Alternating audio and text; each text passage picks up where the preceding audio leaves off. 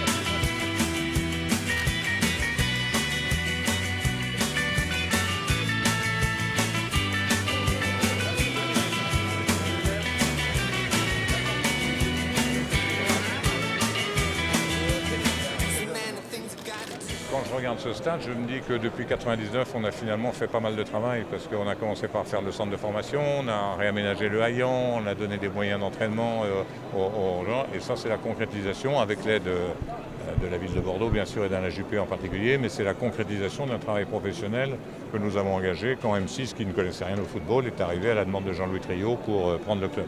Donc c'est un peu la fierté d'avoir fait ces années, ces 17 ans passés au club, ou ces 15 ans passés au club, c'est un peu la concrétisation d'un travail accompli qui n'a pas toujours été facile à faire, pas toujours compris, qui était challengé.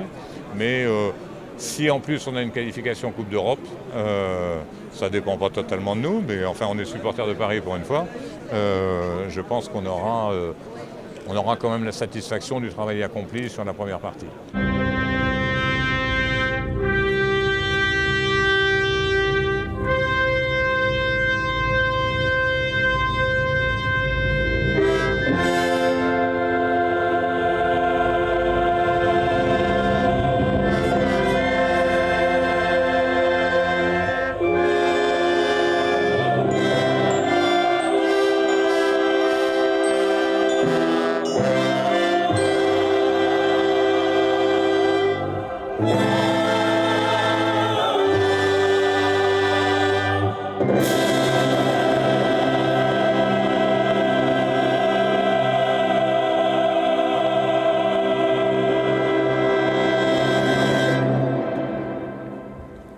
Dieu que le nouveau stade de Bordeaux est beau.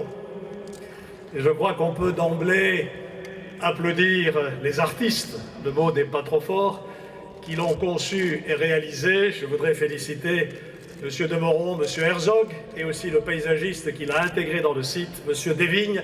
Je crois qu'on peut les remercier de nous avoir construit un aussi beau monument. Un dernier match des Girondins a eu lieu à Chabandelmas. Une aventure se termine, une autre commence. Une aventure qui devra faire en sorte que ce stade, ici, se crée sa propre histoire et, messieurs, sa propre légende. Nous sommes heureux d'être ici. Il nous manque simplement encore l'équipe sur le terrain, les spectateurs dans les tribunes, l'ambiance, la joie d'être ensemble. Il n'y a rien dans une ville qui rassemble tous les 15 jours, toutes les 3 semaines, plus de 30 000 à 35 000 Bordelaises et Bordelais venus communier dans la même passion du sport. C'est aussi la dimension sociale d'un équipement comme celui-ci. C'est un geste architectural, c'est une enceinte sportive, c'est aussi un lieu de convivialité qui accueillera pas simplement l'Orchestre national de l'Opéra de Bordeaux, que je voudrais remercier de sa prestation, ainsi que le chœur, mais aussi beaucoup de spectacles de variété. C'est un nouveau lieu de vie qui s'ouvre aujourd'hui à Bordeaux et c'est pour ça que nous partageons tous la joie d'être ensemble.